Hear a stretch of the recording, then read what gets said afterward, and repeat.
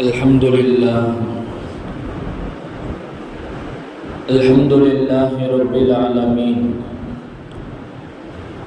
والصلاة والسلام على أشرف الأنبياء والمرسلين وعلى آله وأصحابه وأتباعه إلى يوم الدين. فقد قال الله تبارك وتعالى في القرآن العظيم والفرقان المجيد بعد أعوذ بالله من الشيطان الرجيم بفضل بسم الله الرحمن الرحيم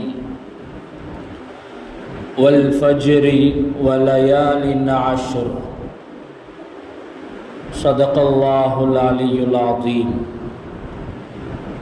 وقال نبينا محمد رسول الله صلى الله عليه وسلم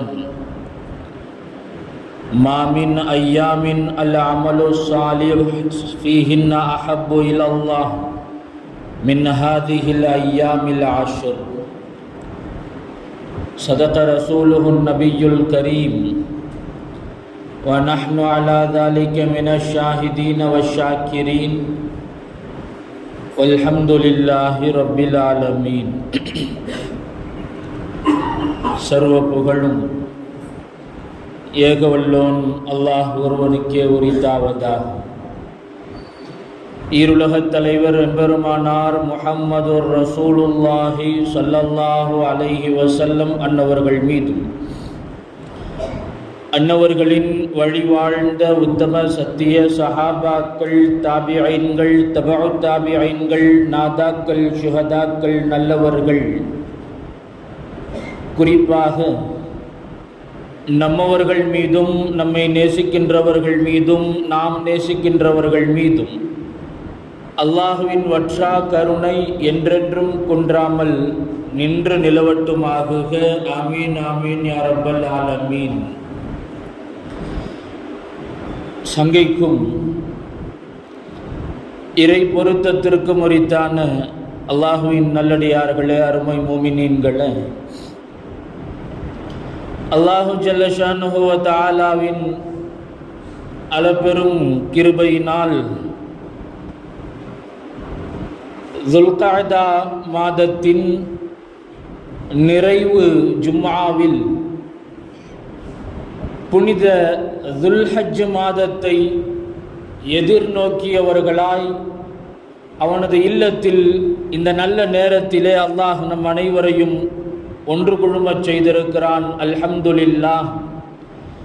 இந்த உலகத்தில் நம்மை உறவுகளாய் நட்புகளாய் ஒன்று சேர்த்த ரப்புல் ஆலமீன் அல்லாஹு தஆலா நாளை ஜன்னத்துல் ஃபிர்தௌஸ் என்கிற உயரிய சுவனத்தில் அல்லாஹ் ரப்புல் ஆலமீன் நபி ஸல்லல்லாஹு அலைஹி வஸல்லம் அவர்களோடு நம்மை, நம் பெற்றோர், உற்றார் உறவுகள், மனைவி மக்கள், சந்ததிகள் அனைவரையும் அல்லாஹ் ஒன்று சேர்த்து நல்லருள் பாலிப்பானாக என்ற நல்ல துஆவுடன் என் வார்த்தைகளை தொடருகிறேன். அன்பிற்கினியவர்களே, அல்லாஹு ஜல்ல ஷானுஹு வ தஆலா நம்முடைய வாழ்க்கையை காலத்துடன் பின்னி பிணைந்ததாகவே அல்லாஹ் அமைத்திருக்கிறான். காலத்தோடு நம்முடைய வாழ்க்கை இரண்டர கலந்ததாகவே இருக்கிறது. காலத்தை தனியாக ஒதுக்கி வைத்துவிட்டு நம்முடைய வாழ்நாளை, வாழ்க்கையை நாம் தனித்து சிந்தித்து பார்க்க முடியாது.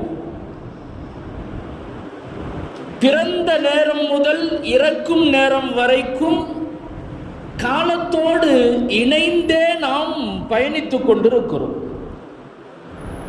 நாம் பிறந்தது குறிப்பிட்ட ஒரு தேதியில், அந்த நாளில், அந்த நேரத்தில் பிறந்தது முதல் அடுத்தடுத்த நிலைகள், நகர்வுகள் எல்லாமே காலத்தோடு தொடர்புடையதாகவே தான் அமைகிறது. பிறந்தாச்சு அப்படின்னு சொன்னால் அடுத்து அகீகா கொடுப்பதாக இருந்தாலும் சரி, பெயர் வைப்பதாக இருந்தாலும் சரி, எல்லாமுமே காலத்தோடு சம்பந்தப்பட்டே அமைந்திருப்பதை நம்மால் பார்க்க முடிகிறது. இந்த காலமும் அல்லாஹ்வினுடைய படைப்பு என்பதை நாம் நம்மில் ஒவ்வொருவரும் நன்கு அறிவோம். அனைத்தையும் படைத்த அல்லாஹ் தான் இந்த காலத்தையும் படைத்தான்.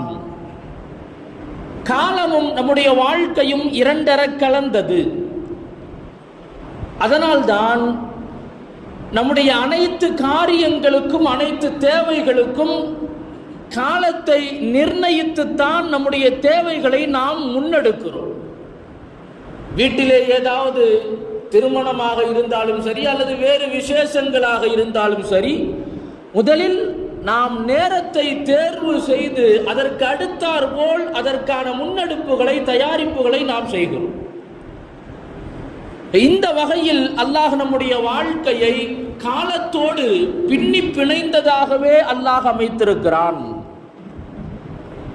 அதே நேரம் நம்முடைய தேவைகளை, நம்முடைய விசேஷங்களை அல்லது நல்லது கெட்டது எதுவாக இருந்தாலும் சரி, சுபகாரியமாக இருந்தாலும் சரி, எந்த நிகழ்வாக இருந்தாலும் சரி,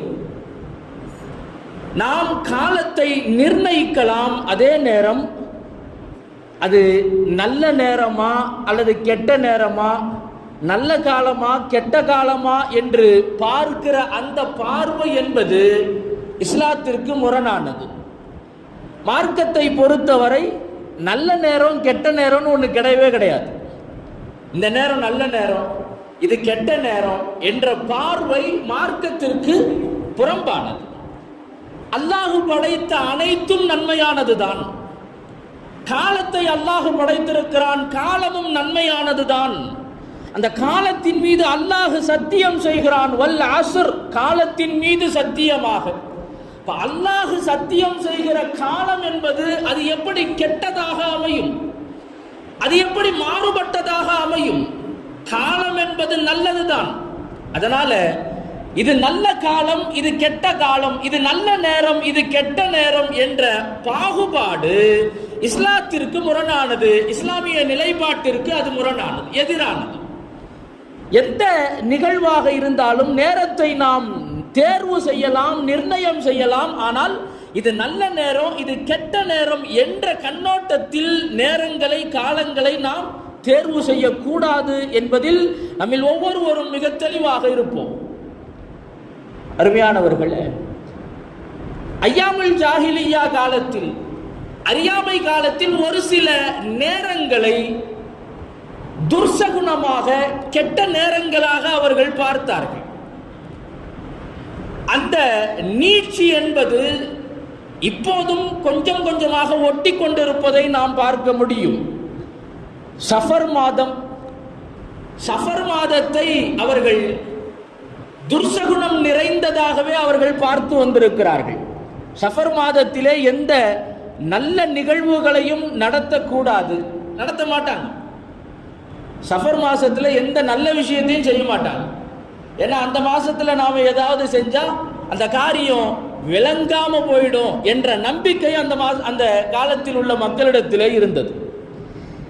இந்த அவநம்பிக்கைகளை எல்லாம் உடைத்தறிந்தவர்கள் தான் பெருமானார் ஸல்லல்லாஹு அலைஹி வஸல்லம் அவர்கள்.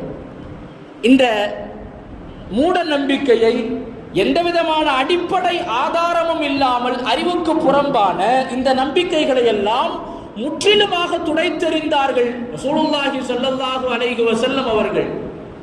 எப்படி துடைத்தெறிந்தார்கள்?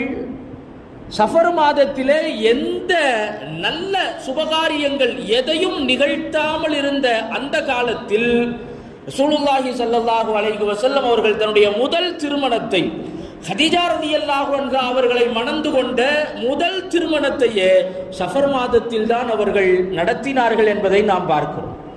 சஃபர் மாதத்தில் தான் ஹதீஜா ரலியல்லாஹு அன்ஹா அவர்களை நபி ஸல்லல்லாஹு அலைஹி வஸல்லம் அவர்கள் திருமணம் செய்தார்கள். மட்டுமல்ல, தன்னுடைய பாசத்திற்குரிய மகள், தன்னுடைய பாசத்திற்குரிய மகளார், தன் ஈரக்குலை என்று நபி அவர்களால் புகழப்பெற்ற, போற்றப்பெற்ற ஃபாத்திமா ரலியல்லாஹு அன்ஹா அவர்களுக்கும் அலி ரலியல்லாஹு அன்ஹு அவர்களுக்கும் நபி ஸல்லல்லாஹு அலைஹி வஸல்லம் அவர்கள் திருமணத்தை நிகழ்த்தியதும் சஃபர் மாதத்திலே தான். ஒரு புரட்சிகரமான திருமணமாகவே நபி ஸல்லல்லாஹு அலைஹி வஸல்லம் அவர்கள் நிகழ்த்தினார்கள். சஃபரிலே நடந்த திருமணத்தை நடத்தினால் அது கைகூடாது, அதனுடைய முடிவு வேறு மாதிரியாக அமைந்துவிடும் என்றெல்லாம் நம்பிக்கொண்டிருந்த அந்த மக்களுக்கு தன்னை முன்னுதாரணமாக நிகழ்த்தினார்கள், தன்னை முன்னுதாரணமாக காட்டினார்கள். சஃபரிலே நான் திருமணம் செய்கிறேன், என்ன நடக்குதுன்னு பார்த்துக்கங்க. சஃபரிலே என்னுடைய பிள்ளைக்கு, என்னுடைய மகளுக்கு நான் திருமணம் செய்கிறேன், என்ன நடக்குதுன்னு பார்த்துக்கிறங்க. இந்த இரண்டு திருமணங்களுமே ஆகச் சிறந்த உலகத்திற்கு முன்னுதாரணமாக திருமணமாக திகழ்ந்தது.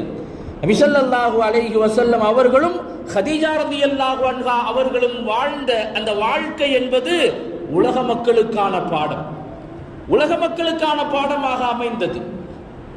சையதுனா அலியுன் கர்ரமல்லாஹு வஜ்ஹா, அலி ரலியல்லாஹு அன்ஹு, ஃபாத்திமா ரலியல்லாஹு அன்ஹா அவர்களுடைய வாழ்க்கையும் உலக தம்பதியருக்கான பாடமாக அமைந்தது. இந்த வகையில் மூட நம்பிக்கைகளை, காலம் சார்ந்த மூட நம்பிக்கைகளை எல்லாம் நபி ஸல்லல்லாஹு அலைஹி வஸல்லம் அவர்கள் தகர்த்தெறிந்தார்கள். அதே போல ஷவ்வால் மாதத்திலேயும் அந்த காலத்தில் நிக்காஹ் செய்ய மாட்டாங்க, திருமணம் முடிக்க மாட்டாங்க ஷவ்வால் மாதத்தில். ஏன் அப்படின்னு சொன்னா, ஒரு நேரத்தில் ஷவ்வாலிலே கடுமையான நோய் ஏற்பட்டு, நோய் பரவல், நோய் தொற்று ஏற்பட்டு அந்த சீசன்ல புதிதாக திருமணமானவர்கள் அதிகமாக இறந்து போனார்கள். அதனால அந்த மக்களுக்கு என்ன ஒரு நம்பிக்கை அப்படின்னா, இந்த மாசத்துல திருமணம் முடிச்சா அது உயிருக்கே ஆபத்தாயிடும் என்ற ஒரு நம்பிக்கை அவர்களுடைய மனசுல ஆழமாக பதிந்து போனது. இந்த நம்பிக்கையை ரசூலுல்லாஹி ஸல்லல்லாஹு அலைஹி வஸல்லம் அவர்கள் எப்படி தகர்க்கிறார்கள் என்று பாருங்கள். ஆயிஷா ரலியல்லாஹு அன்ஹா அவர்களை நபி ஸல்லல்லாஹு அலைஹி வஸல்லம் அவர்கள் நிக்காஹ் செய்தது ஷவ்வால் மாதத்திலே தான்.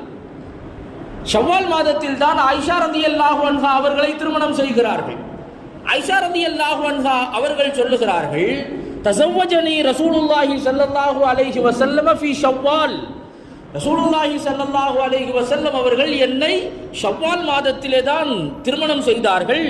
வஉதுகில்து அலைஹி ஃபீ ஷவ்வால், ஷவ்வால் மாதத்திலே தான் நபி ஸல்லல்லாஹு அலைஹி வஸல்லம் அவர்களோடு என்னுடைய வாழ்க்கையை நான் துவங்கினேன். ஃபஅய்யு நிசாஇஹி கான அஹலா இன்தஹு மின்னி. அப்படி இருந்த நிலையிலும் நபி ஸல்லல்லாஹு அலைஹி வஸல்லம் அவர்களோடு மிக நெருக்கமாகவும் மிக பிரியமாகவும் மிக அழகிய வாழ்க்கையையும் நான் வாழ்ந்திருக்கிறேன், என்னை விட வேறு எந்த மனைவிமார்களும் அப்படி வாழ்ந்ததாக இல்லை என்று ஆயிஷா ரலியல்லாஹு அன்ஹா அவர்கள் பெருமையோடு சொல்லி காட்டுவார்கள். இப்படியான மூட நம்பிக்கைகளை எல்லாம், அறிவிற்கு பொருந்தாத, அடிப்படை ஆதாரம் இல்லாத அந்த மூட நம்பிக்கைகளை, அறியாமைகளை எல்லாம் ரசூலுல்லாஹி ஸல்லல்லாஹு அலைஹி வஸல்லம் அவர்கள் தகர்த்தெறிந்தார்கள். காலம் சார்ந்த நல்ல காலம், கெட்ட காலம், இது ராகு காலம் என்ற எதுவுமே அது அடிப்படை ஆதாரமற்றது, மார்க்கத்திற்கு புறம்பானது என்பதை நபி ஸல்லல்லாஹு அலைஹி வஸல்லம் அவர்கள் தெள்ள தெளிவாக நமக்கு சொல்லி தந்திருக்கிறார். ஆனால் வேறொரு கோணத்தையும் நபி அவர்கள் மார்க்கம் நமக்கு சொல்லி தருகிறது. நல்ல காலம் கெட்ட காலம் என்று பார்க்க கூடாது. ஆனால் எல்லா காலமுமே நல்ல காலம்தான், எல்லா நேரமுமே நல்ல நேரம்தான். சில நேரங்களை அல்லாஹு தஆலா மிக மகத்தான, மிகச்சிறப்பான நேரங்களாக அல்லாஹ் ஆக்கி வைத்திருக்கிறான். ஒரு சில காலங்கள் இருக்கிறது, அந்த காலங்கள் அல்லாஹுவால் புனிதப்படுத்தப்பட்ட காலங்கள், அல்லாஹுவால் கண்ணியப்படுத்தப்பட்ட காலங்கள். அந்த காலங்களை, அந்த நேரங்களை எதிர்பார்ப்பதும், அதை தேர்ந்தெடுத்து நல்ல அமல்களை அதிகப்படுத்திக் கொள்வதும் இது மார்க்கத்திலே வரவேற்கத்தக்க விஷயமாக இருக்கிறது. ரமலான் 12 மாதங்களில் ரமலானுக்கென்று இருக்கக்கூடிய தனிச்சிறப்பு நம்மில் ஒவ்வொருவருக்கும் நன்கு தெரியும். அந்த ரமலானுடைய காலத்திலே நாம் அமல்களை அதிகப்படுத்துகிறோம். குறிப்பாக அதிலே உள்ள லைலத்துல் கத்ருடைய இரவு, லைலத்துல் கத்ர், அந்த இரவிலே அமல் செய்வதனால் கிடைக்கக்கூடிய நன்மைகளை நாம் அறிந்து வைத்திருக்கிறோம். எனவே அந்த இரவிலே அதிகமாக நன்மைகளை, அமல்களை நாம் அதிகப்படுத்துகிறோம். இப்படி விசேஷமான நாட்களை, விசேஷமான நேரங்களை தேடுவதும் அதை பயன்படுத்திக் கொள்வதும் மார்க்கத்திலே விரும்பத்தக்க செயலாக இருக்கிறது.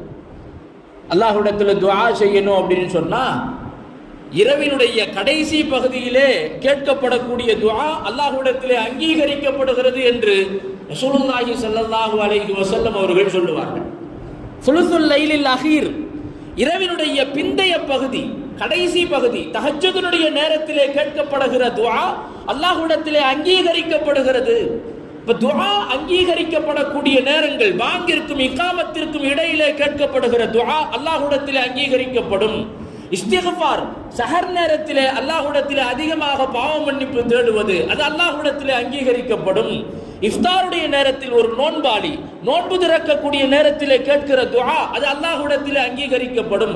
இப்படியாக ஒரு சில நேரங்களை அல்லாஹ்வும் ரசூலும் நமக்கு குறிப்பிட்டு சொல்லி தருவார்கள். இந்த நேரங்களிலே செய்கிற அமல் அது மகத்தானது, அது மாண்புடையது. அந்த நேரத்தை தேர்வு செய்வதும் அதை தேர்ந்தெடுப்பதும் எதிர்பார்ப்பதும் மார்க்கத்திலே அது வரவேற்கத்தக்கதாக இருக்கிறது. சில பேர் சுபுகு தொழுகைக்கு பிறகு நிக்காகை, திருமணத்தை நடத்துபவர்களும் இருக்கிறார்கள். ஒரு சில பகுதிகளில், எல்லாரும் இல்லை, ரொம்ப அபூர்வமாக இருக்கும். சுபுகு தொழுகைக்கு பிறகு நிக்காக செய்வாங்க. எதனால?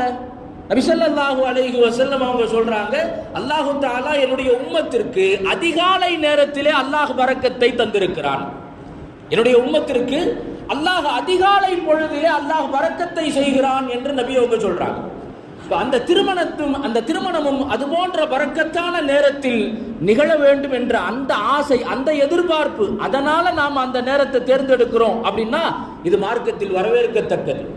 அப்படி அல்லாம மணி 9:30 மணி அது நல்ல நேரம் இல்லை, 10:30 மணி அது வேற மாதிரியான நேரம், 11:30 இதுதான் நல்ல நேரம், இப்படியாக நாம் தேர்ந்தெடுப்போமே ஆனால் அது மார்க்கத்திற்கு புறம்பானது, அது மார்க்கத்திற்கு முரணானது. அன்பிற்கினியவர்கள், நல்ல நேரங்களை, அல்லாஹ்வால் புனிதப்படுத்தப்பட்ட நேரங்களை நாம் தேர்ந்தெடுத்து அதை பாக்கியமாக நாம் பயன்படுத்திக் கொள்ள வேண்டும். அப்படியான ஒரு நல்ல கால பொழுதை தான், ஒரு நல்ல காலத்தை தான் நாம் எதிர்நோக்கி நகர்ந்து கொண்டிருக்கிறோம். துல்ஹஜ் மாதத்தினுடைய முதல் 10 நாட்கள், துல்ஹஜ் மாதத்தினுடைய முதல் 10 தினங்கள் அல்லாஹ்வால் புனிதப்படுத்தப்பட்ட காலங்கள். அல்லாஹ் ரப்பல் ஆலமீன் அல் குர்ஆனிலே சொல்லுகிறான், வல் ஃபஜ்ரி வலயாலின் அஷ்ர், ஃபஜ்ர் நேரத்தின் மீது சத்தியமாக, 10 இரவுகளின் மீது சத்தியமாக. 10 இரவு அப்படின்னு சொன்னா அந்த 10 நாட்களையுமே அது குறிக்கும். 10 நாட்களின் மீது சத்தியமாக என்று அல்லாஹ் சொல்லுகிறான். முஃபஸ்ஸிரீன்கள் விளக்கம் தருகிறார்கள். 10 நாட்கள் என்றால் அல்லாஹ் எந்த நாட்களை குறித்து பேசுகிறான்? வலயாலின் அஷ்ர், துல்ஹஜ்ஜினுடைய முதல் 10 நாட்கள், துல்ஹஜ் மாதத்தின் முதல் 10 நாட்களின் மீது சத்தியமிட்டு அல்லாஹ் பேசுகிறான் என்றால் அந்த மாதத்தினுடைய முதல் 10 நாட்கள், 10 இரவுகள் எவ்வளவு மகத்தானது என்பதை நாம் புரிந்து கொள்ள வேண்டும். ரசூலுல்லாஹி ஸல்லல்லாஹு அலைஹி வஸல்லம் அவர்கள் பிரத்யேகமாக அந்த 10 நாட்களை பற்றி நபி அவர்கள் சொல்லுகிறார்கள். மாமின் ஐயாமின் அல் அமலு ஸாலிஹு ஃபீஹின்ன அஹப்பு இலல்லாஹ் மின் ஹாதிஹில் ஐயாம். நாம் செய்யக்கூடிய அமல்கள், அந்த துல்ஹஜ்ஜினுடைய 10 நாட்களிலே நாம் செய்யக்கூடிய அமல்கள் இருக்கிறதே, மற்ற எல்லா நாட்களில் செய்யக்கூடிய அமல்களை விட அந்த நாட்களில் நாம் செய்கிற அமல்கள், இபாதத்துகள் அல்லாஹ்விற்கு மிக மிக விருப்பமானது என்றார்கள் ரசூலுல்லாஹி ஸல்லல்லாஹு அலைஹி வஸல்லம். அந்த நாட்களில் காலத்தில் செய்யக்கூடிய அமல்களை அல்லாஹ் மிக பிரியப்படுகிறான், மிகவும் விரும்புகிறான். அது மிக மகத்தான காலம், பாக்கியமான காலம். அது காரணம், எல்லா அமல்களையும் அந்த 10 நாட்களிலே நம்மால் செய்ய முடியும். விசேஷமான காலங்கள் அது. மற்ற எல்லா காலத்தை விடவும் அது வித்தியாசமானது, விசேஷமானது. காரணம், ஒரு சில நேரத்தில் சில அமல்கள் இருக்கிறது, அதை ஒரு சில நேரத்தில் மட்டும்தான் நம்மால் செய்ய முடியும். ஒரு சில நேரங்களில் சில அமல்களை மட்டும்தான் நம்மால் செய்ய முடியும். ஆனால் அந்த துல்ஹஜ்ஜினுடைய முதல் 10 தினங்கள் என்பது எல்லா அமல்களையும் ஒரு சேர செய்வதற்கான காலம். ரமலான் நோன்பு வைக்கலாம், ஜக்காத்து கொடுக்கலாம், தான தர்மங்கள் செய்யலாம், குர்ஆன் ஓதலாம், திக்ர் தஸ்பீஹாத்துகள், நஃபிலான தொழுகைகள், அமல்கள் எதையும் செய்யலாம். ஆனால் ஹஜ்ஜு செய்ய முடியுமா? ரமலான்ல ஹஜ்ஜு செய்ய முடியாது. மற்ற எல்லா காலங்களிலும் எதுவெல்லாம் விசேஷமானதாக நாம் பார்க்கிறோமோ அதில் ஏதாவது ஒரு சில அமல்கள் விடுபட்டு போகும். ஆனால் துல்ஹஜ்ஜினுடைய முதல் 10 நாட்கள், துல்ஹஜ்ஜினுடைய முதல் 10 நாட்கள் எல்லா அமல்களையும் ஒரு சேர அந்த நாட்களிலே நம்மால் செய்ய முடியும். தொழ முடியும், நோன்பு நோக்க முடியும், ஜகாத்து கொடுக்க முடியும். ஜகாத் என்பது ரமலானுக்காக வேண்டி மட்டும் ஒதுக்கப்பட்ட காலம் அல்ல. ரமலான்ல மட்டும்தான் ஜகாத்து கொடுக்கணுங்கிறது நம்முடைய வசதிக்காக வேண்டி நாம் ஏற்படுத்தி கொள்வது. சில நேரத்தில் நாம மறந்துடுவோம், எந்த நேரத்தில் கொடுக்கறதுங்கிற கவனம் இல்லாமல் போயிடுங்கிறதுக்காக நம்முடைய வசதிக்காக ரமலானை நாம் வைத்துக் கொண்டோம், குறித்துக் கொள்கிறோமே தவிர மற்றபடி ஜகாத் என்பது ரமலானில் மட்டும்தான் கொடுக்க வேண்டும் என்பது அல்ல. ஒரு வருடம் பூர்த்தியாகி விடுகிற போது ஜகாத்தை நாம் நிறைவேற்ற வேண்டும். அது எந்த மாதமாக வேண்டுமானாலும் இருக்கலாம். துல்ஹஜ்ஜா ஜகாத்தையும் நம்மால் நிறைவேற்ற முடியும், எல்லா அமல்களையும் செய்ய முடியும். ஹஜ்ஜையும் அந்த மாதத்தில் அந்த நாட்களிலே நம்மால் நிறைவேற்ற முடியும். எல்லா இபாதத்துகளும் ஒன்று சேரக்கூடிய நாள் அந்த துல்ஹஜ்ஜினுடைய முதல் 10 நாட்கள். எனவேதான் ரசூலுல்லாஹி ஸல்லல்லாஹு அலைஹி வஸல்லம் அவர்கள் சொல்லுகிறார்கள், அந்த நாட்களிலே செய்யக்கூடிய அமல்கள் என்பது அல்லாஹ்விற்கு மிக மிக உவப்பானது, மிக மிக விருப்பமானது. விசேஷமாக அந்த நாட்களில் இந்த அமலை நீங்கள் அதிகமாக செய்யுங்கள் என்று குறிப்பிட்டு நபி ஸல்லல்லாஹு அலைஹி வஸல்லம் அவர்கள் ஒரு செய்தியை நமக்கு சொல்லுவார்கள். துல்ஹஜ்ஜினுடைய முதல் 10 தினங்கள் வந்துவிட்டால் ஃபஅக்ஸிரு ஃபீஹின்ன மினத் தஹ்லீலி வத்தக்பீரி வத்தஹ்மீதி, அந்த 10 தினங்களில் நீங்கள் அதிகமாக லா இலாஹா இல்லல்லாஹ், அல்லாஹு அக்பர், அல்ஹம்துலில்லாஹ் தஸ்பீஹாத்துகளை நீங்கள் அதிகப்படுத்துங்கள். தஸ்பீஹாத்துகளை, தக்பீராத்துகளை நீங்கள் அதிகப்படுத்துங்கள். நம்ம தொழுகைக்கு பிறகு அரஃபாவுடைய நாளில் அரஃபாவுடைய சுபுகிலிருந்து நாம் ஒவ்வொரு தொழுகைக்கு பிறகும் தக்பீர் ஓதுவோம். அது கூட்டாக ஓதுவது அரஃபாவுடைய சுபுகில் இருந்து. இந்த துல்ஹஜ் மாதத்தினுடைய பிறையை பார்த்ததிலிருந்தே அதை நாம் அதிகமாக ஓதிக்கொள்வது என்பது முஸ்தஹப்பானது, அல்லாஹ்விடத்திலே அதிகமான நன்மையை பெற்றுத்தரக்கூடியது. நபியவர்கள் அதைத்தான் சொல்லுகிறார்கள், ஃபஅக்ஸிரு ஃபீஹின், அந்த 10 நாட்களில் நீங்கள் அதிகமாக இந்த தஸ்பீஹாத்துகளை, தக்பீரை நீங்கள் அதிகம் சொல்லுங்கள் என்று ரசூலுல்லாஹி ஸல்லல்லாஹு அலைஹி வஸல்லம் அவர்கள் சொல்லுவார்கள். அன்பிற்கினியவர்கள், நாம் எதிர்நோக்கி இருக்கிற இந்த நாட்கள் என்பது மிக பாக்கியமான நாட்கள், பரக்கத்தான நாட்கள். நாம் செய்யக்கூடிய அமல்களுக்கெல்லாம் அல்லாஹு தஆலா அல்லாஹ்விடத்திலே மிக அதிகம் விருப்பத்திற்குரிய, பிரியத்திற்குரிய அமல்களாக அமையக்கூடிய நாட்களை நாம் எதிர்நோக்கி இருக்கிறோம். அந்த நாட்களில், அந்த மாதத்தில் நாம் அதிகம் அமல் செய்யக்கூடியவர்களாக, நன்மையான காரியங்களை அதிகப்படுத்தக்கூடியவர்களாக, பாவமான தீய செயல்களில் இருந்து நம்மை நாம் தற்காத்துக் கொள்ளக்கூடியவர்களாக நாம் இருக்க வேண்டும். மிக குறிப்பாக துல்ஹஜ் நாம் குர்பானிக்காக வேண்டி தயாராகக்கூடிய தருணம், குர்பானி உலஹியாவிற்காக வேண்டி தயாராகக்கூடிய தருணம் இது. ரசூலுல்லாஹி ஸல்லல்லாஹு அலைஹி வஸல்லம் அவர்கள் சொல்லுவார்கள், யார் ஒருவருக்கு அல்லாஹு தஆலா வசதி வாய்ப்பை அல்லாஹ் கொடுத்திருக்கிறானோ அவர்கள் குர்பானி கொடுக்கட்டும். குர்பானி கொடுக்காம இருக்கக்கூடாது. அவர்கள் ரசூலுல்லாஹி ஸல்லல்லாஹு அலைஹி வஸல்லம் அவர்கள் கடுமையான எச்சரிக்கையை அவர்கள் தந்திருக்கிறார்கள். வசதி இருந்தும் குர்பானி கொடுக்காம எல்லாம் இருந்தா தொழுகைக்கே வர வேண்டாம் என்கிற எச்சரிக்கையையும் நபி அவர்கள் தெரிவித்திருக்கிறார்கள்.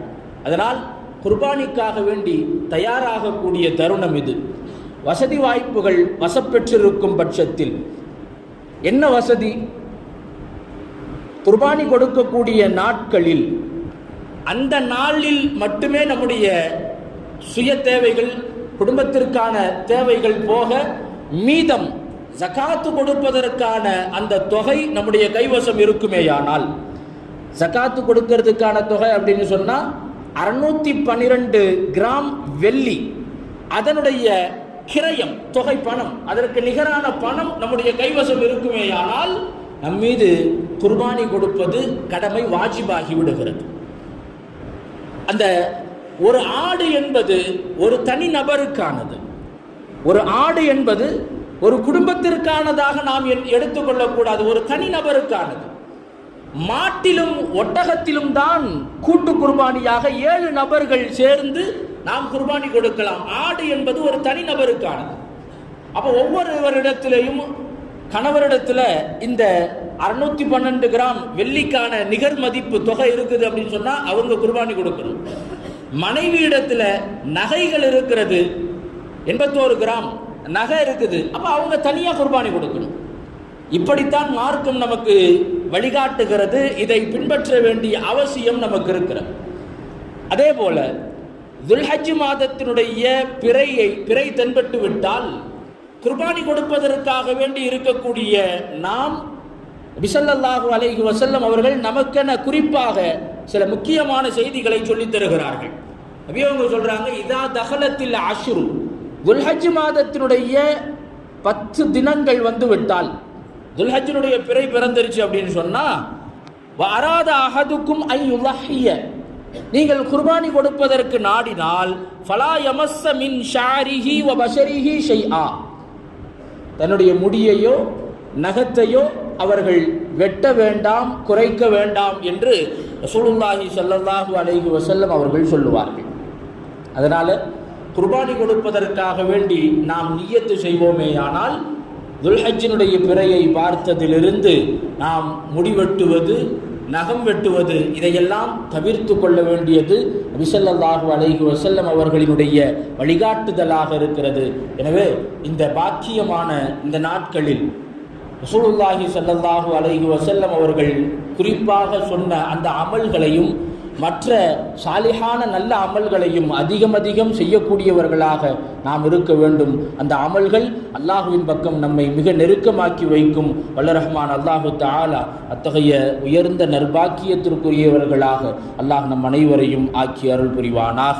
அதிகம் சாலிஹான அமல்களை செய்து அல்லாஹ்வினுடைய நேசத்தையும் நெருக்கத்தையும் பெற்றுக்கொண்ட நன்மக்களாக அல்லாஹ் நம் அனைவரையும் ஆக்கி அருள் புரிவானாக.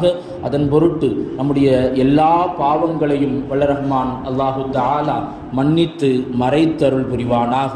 பிஹக்கி சய்யிதினா முஹம்மதின் ஸல்லல்லாஹு அலைஹி வஸல்லம் வ ஆகிரு தஅவானா அனில் ஹம்துலில்லாஹி ரப்பில் ஆலமீன். ஸலாமு அலைக்கும் வ ரஹ்மத்துல்லாஹி வ பரகாத்துஹு.